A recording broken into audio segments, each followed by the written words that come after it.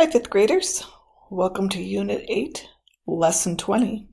Hopefully you can see the shapes that I have on the table in front of me. The same shapes can be found in your textbook if you have your textbook home, and you can cut them out if you like to. These are acute triangles. There's also a couple of obtuse triangles you can try this with. Basically, you've got two of the same shape, okay? And what they've asked us to do is line them up by sides. So if I have these two triangles and I connect A to A like that, you see I've got a parallelogram. Same thing is true if I go C to C.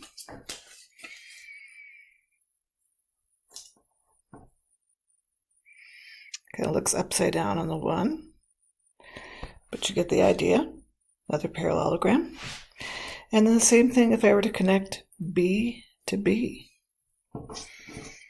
Sorry, I'm jerking this camera around. My assistant is sleeping right now. Again, you see another parallelogram. You remember how to find the area of a parallelogram, right? Base times height. And if you have an acute triangle, it's going to be half the base times the height. And if you want me to, I can put those two right on top of each other so you can see that they're the same. So half of the area of the parallelogram is the area of a triangle.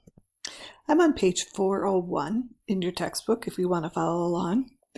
And here's a little picture of the parallelogram that we just did. Remember the B stands for base and the H stands for height. And they want to know what's the area of the parallelogram. Well, the area of a parallelogram is going to be equal to base times height. Okay, remember the height is shown by the dotted line and that little square in the corner. The square in the corner means that it is a right triangle, 90 degrees. So the height is always shown by that. All right. How does the area of the shaded triangle compare to the area of the unshaded triangle? Well, it's really a diagonal right here, and it really is cutting it in half. Okay, so it is half. Okay, and then I'm going to skip number 3. So the formula for the area of the shaded triangle is going to be 1/2 of the base times the height. And maybe you want to write it like that. You do the base times the height and you figure out half of it. Another way you could write it would be the base times the height divided by 2. Multiplying by 1/2 and dividing by 2 are one and the same. All right, so now we have 3 triangles. We're going to do a really easy one down at the bottom. We're going to do number 7.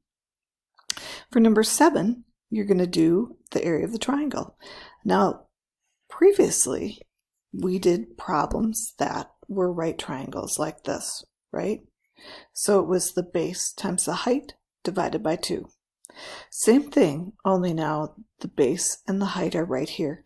The base is actually tipped sideways. We've talked about the base as being the bottom, but it's the bottom where the dotted line hits into the right angle. It's going to be the base. Okay, so you've got 9 times 4 is 36. And you can do 36 divided by 2 in your head, and you should get 18. Okay, so again, we did base times height divided by 2. Base times height is 36. Divide that by 2, and you get 18. And I don't know if you remember my trick last week. If you get numbers that are hard to do in your head, you could always take half of one of the numbers. So I know that half of 4 is 2. So it's 2 times 9 is 18. All right, I think these are a little more colorful and a little easier to see. Number 9 is really a review of the lesson that we did last week. So half the base times the height. So 4 times 6 is 24, and 24 divided by 2 is 12. And our unit is going to be centimeters squared, because remember we did centimeter times centimeter, which would be centimeter squared. Last week on your homework, a number of you did the length times the width and you forgot to divide by 2. And some of you divided by 2 twice. So just going to divide by 2 one time. All right, over here you've got 6 times 7 divided by 2. And if you can't remember what 6 times 7 is, let's say you don't have your multiplication chart or you want to do it in your head, you could cut the 6 in half and get 3 and then just do 3 times 7. The answer would be 21 centimeters squared. Okay, down here, 12 times 30. Okay, so it's 12 times 30 divided by 2. If you got a calculator, use your calculator. You could take half of 12 and do 6 times 30. You could do half of 30, which would be 15 times 12. Not so easy. Or you could do all this together and get 360 and divide that by 2. Your answer is going to be 180 centimeters squared. One last problem. Okay, again, now don't be concerned that the base is on the side. Here you've got 4 and 9. The base is always where that right corner hits, the side that it hits, and then the dotted line is always going to be the height. So you've got 4 times 9 is 36 divided by 2, 18 centimeters squared. Now, they get tricky from time to time, and they start putting numbers out over here or over here. And you have to learn to just ignore those other numbers and use the base and the height. Again, looking for the base. A lot of times it's on the bottom, but sometimes it's on the side. It's where that right angle connects. The dotted line is the height, and where it connects at the right angle is the base.